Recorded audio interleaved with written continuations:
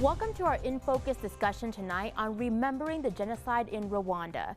For 100 days from April to June in 1994, hundreds of thousands of people were killed in one of the worst genocides in modern human history. This massacre took place in Rwanda, where the majority Hutu population systematically and daily slaughtered the minority Tutsis. It's been 27 years since the atrocity, and we wanted to look back in remembrance on the genocide and what we can build on what we have learned. Starting off our conversation tonight is Charles Kabano, a survivor of the genocide. And Charles, thank you so much for being here tonight to share your story. We'd like to begin with what life was like for you in Rwanda before April 6, 1994. Where did you live, and maybe what were some of your favorite memories of that time? Thank you, Rosie. Before genocide, before 1994, I was living in Rwanda, in the south of the country, with my parents and 5 siblings. Of course, I woke up and go to school like the other kids, and I have like neighbors' kids that I played with, and yeah, the life was good. Of course, there was some signs that shows like something was not going well. I was not, like that time I was not able to notice that something was not going well, but after genocide, when I turn back my memory, I can realize there was something which was not going well. But in general, I was good in the family, I was with my parents and siblings, yeah. That's just, at least there are some positive memories there to hang on. There's something for you to remember Rwanda with before the atrocities happened. So at your own comfort level, take us back to when the massacre started. Do you remember where you were and what happened over those first few days and weeks, and what did you do to survive? Thank you again, Rosie. I remember I was at home. It was like in the morning. Actually, what happened, I was young, I was 8, almost 9, of course, but my dad was listening to the radio station. Then it was June 6th in the night, they said like, there was a plane which was like carried the former president of Rwanda, which was shut down. But at that night, no one known what was going on. But in the morning, when my dad was listening to the radio, it was like a public communication or announcement saying that the president was died in that plane. Then what I remember, I noticed that my daddy, of course, he didn't tell us anything because we were kids, but he was talking with my mom, and I can see in their face something was like making them to be scared. Then after like maybe 1 hour or 2 hours, my dad came to us and said that, okay, so what happened if the president died? That means something's going to happen. We need to be prepared for something bad. Then I've been like, yeah, we don't know, like as kids, we don't know what was going on. Then my daddy, because even the government, like army, police, they were all involved. My daddy has an idea of like paying fees to the police officer so that he can come to our home and shoot all of us instead of waiting to be killed and tortured by like maybe machete and the hammers and so. Then my mom denied it, said, okay, no one knows, let's wait. If they come to kill us, then it's okay. But if we pay we pay to the police to be shot, it will be like killing ourselves. So that's what happened then. Like after one day, my dad took me to one of his friends. He said, okay, you will stay there for like, I don't know for how long, but we stay there, at least here will be safe. So maybe to explain more, before genocide, Rwandans was classified or divided into three groups. There was Hutus, who was majorities, and Tutsi, who was minorities, and the other group. So the Tutsis were victims. For they are the ones who were supposed to be killed. So that friend of my dad was a Hutu. So I moved there. Then I didn't know where my dad is going, mom or other siblings. So I went there. I stayed there maybe a couple of days. Then the other friend of my dad came and said, oh, you know what? So the group of the killers, they now start to go on each house, checking if there are no Tutsi hide in our house. So probably they know, because your dad was my friend, they will come to check here. So he said, okay, I'm going to take you to another friend of mine. Then he took me to another friend. I stayed there for like a week. Then that friend came again, said the same story. Like, okay, I come from meeting, then they are coming to house looking for the Tutsis. Then, so I have to take you to another house. So from that moment, there was like checkpoint, barriers were all over in the country. Then during the day, the group of the killers, they move around in the forest and looking for the Tutsis to kill.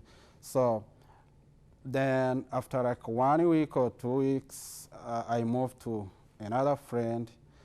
Then it was already, she was scared. Then she said, I can't keep you here. If they come, they're gonna kill all of us. Because what they used to do, if like you had a Tutsi and they come, they find a Tutsi in your house, they kill all of you. So that already took me where my mom and my siblings was. They moved from my house, from our house, and they go to the district office, hoping that the government is going to protect them. So I remember, because in the beginning of genocide, they want to kill just men and young boys. So I used to put a dress so that they can be confused that I'm a girl. So they don't want to kill girls and the women. So I put dress and I got to join my family at the district office. So Charles, thank you so much for sharing your story. Unfortunately, we are out of time, but it's incredible, all the things that you can remember being so young. 8 or 9 years old, you said you was when this started out. We appreciate you so much for sharing your story. Thank you so much. Folks, you've been hearing from Charles Kabano, a survivor of the 1994 genocide in Rwanda. We'll be right back. thank you. Thanks for staying with us for our second In Focus discussion tonight on remembering the genocide in Rwanda. Joining us now is Claude Kamala, president of the Rwandan community in the state of Utah. And Claude, thank you so much for being here tonight. I'd like to start with your personal experiences. Your family left before the genocide. Could you tell us about the reasons why you left and where your family ended up?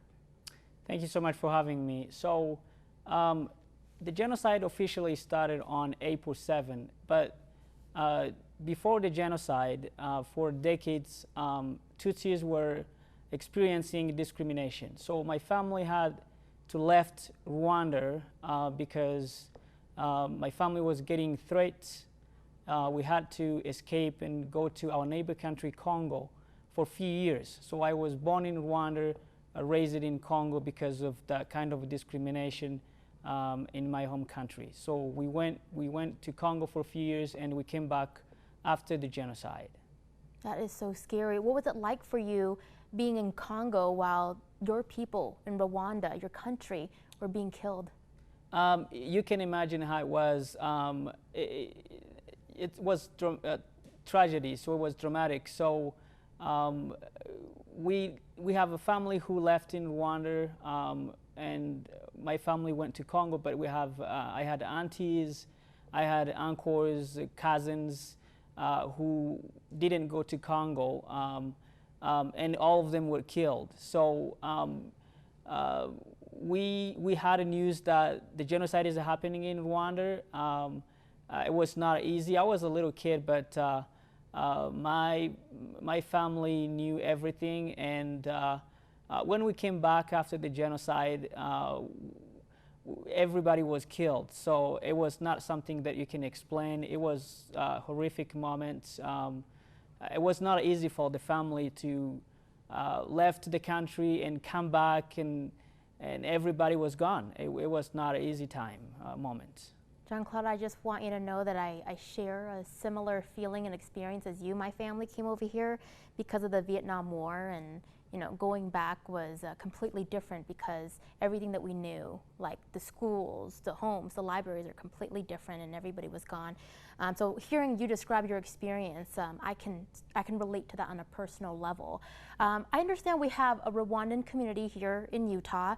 Tell us about the Rwandan community specifically. How do you talk about the different ethnic groups that make up the Rwandan community? Thank you for that question. So our family here in Utah, I call it family or community. It's very strong community. I don't have exactly the number, but we are between 300 and 500. And in my community, I have a genocide survivors. There are many survivors. What we focus on as a community, it's unity. What makes us unique. Regardless of what we went through, even we don't forget what we went through, but we focus on what makes us unique, what we make us strong, what we make us as one as a nation.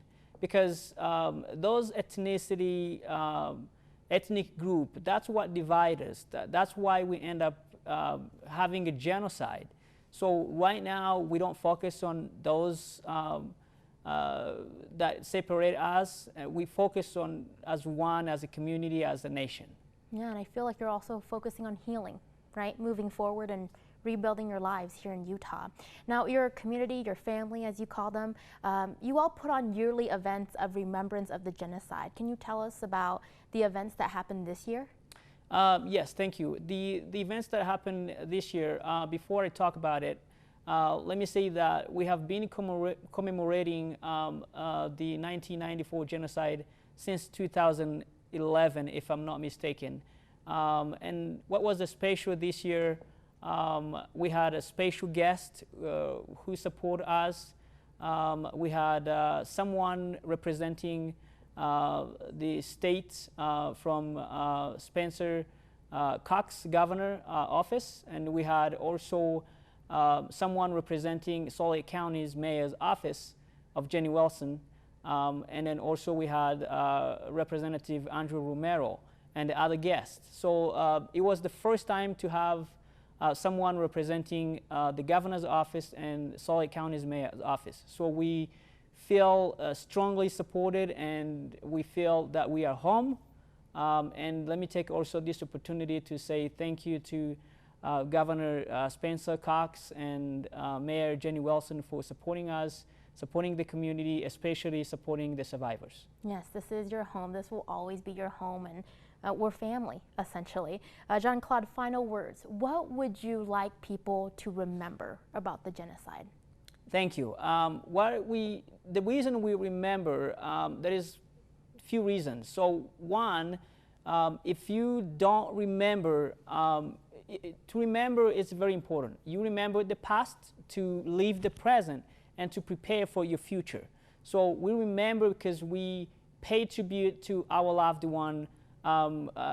We lost over 1 million lives during 1994. So what we want people to know, we want people to learn the history of our genocide, not only that, but to cherish the culture of love, living peacefully, respect to human being, respect your neighbor, respect your coworker, regardless of color, religion, what you believe, or gender orientation. So we want the next generation, the future leaders, our kids to cherish that culture of respecting a human being. So that's what is very important to us. We want people also to fight against genocide ideology and any kind of a discrimination, bigotry, and racism. Well said. 1 million lives lost, 1 million lives we will never forget. You've been hearing from Claude Kamala, president of the Rwandan community in Utah. And Claude, thank you so much for coming onto the show, sharing your story, and reminding us why it's so important for us to remember the genocide. Thank you. We'll be right back. Welcome to our third and final In Focus discussion tonight on remembering the genocide in Rwanda. Rounding out our conversation tonight is Representative Angela Romero, who represents Salt Lake City, West Valley, and Magna. And Representative Romero, thank you so much for coming back on the show. We always appreciate you so much. I'd like to start out to understand, how did you become so engaged in our local Rwandan community? Well, I was approached to run a resolution about 2 sessions ago. And so I just learned more about the genocide against the Tutsi in Rwanda, and it kind of paralleled with some of my family history. My dad's Native American, and genocide was committed upon my family, so I saw that correlation.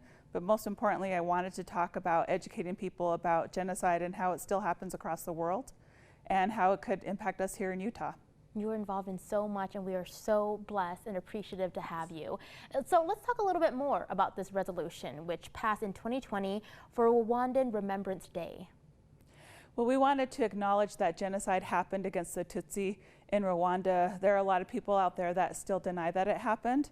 And so I wanted to make sure that I was honoring my constituents and individuals here from the Rwandan community, from our Tutsi ethnic group in particular here in Utah, to let them know that we, the state of Utah, condemn the actions that happened against them and the loss of their families, and letting know the survivors and their families that we were there to support them, and that you know, this is not a way we want to ever see our country go, or anywhere across the world. And so it's really important to condemn genocide so that we don't repeat it. Very well said. We don't want history to repeat itself anywhere in the world. Representative Romero, what do you hope that maybe this resolution, the support from our community, makes our local Rwandan community members feel like? What do you hope, what kind of message that sends to them? Just that they're welcomed and that this is their home. I think a lot of people, when we're talking about people who come to Utah as refugees, as we're one of 8 states that takes in refugees, we want them to know that they're welcome and that they belong here just like we do. Because with all the political rhetoric going around in our own country, and a lot of people not feeling welcome, as an elected official, I wanted people to know that they were welcome and that we would support them. And most of these individuals didn't want to leave their home. So that education piece is critical for members of our community here in Utah who may not know the history of Rwanda, may not know the history of genocide against the Tutsi. Right. I learned about the genocide in Rwanda from watching documentaries and whatnot in elementary. So I think continuing that awareness and that education is so crucial. And I can only imagine that maybe a number of our viewers here tonight could be maybe learning about the genocide in Rwanda for the first time. So what would you like our viewers to think about when it comes to the genocide and the Rwandans who live in Utah? Again, I think it was mentioned well by our other guests that we can't forget the past, and we have to know how that impacts us in the present and how that will impact us in the future. And so it's really important to understand the diversity here in our state, to understand people's lived experiences, so that we can understand how to build a better community and support people. A lot of trauma happened, and a lot of these individuals, they're survivors, and the trauma is carried on through their families. And so it's really important that we understand those histories in order to be one together as a community. And you know, all the legislative work I do, my focus is always on communities that we call marginalized, communities that may not have a voice And so as an elected official, that's my job, is to make sure that everybody in the state of Utah has a voice and has a seat at the table at the Capitol. And that's why we're always so appreciative to share this platform with you to elevate those marginalized voices. You've been hearing from Representative Angela Romero. And Representative Romero, thank you again so much for being here tonight. Thank you for having me.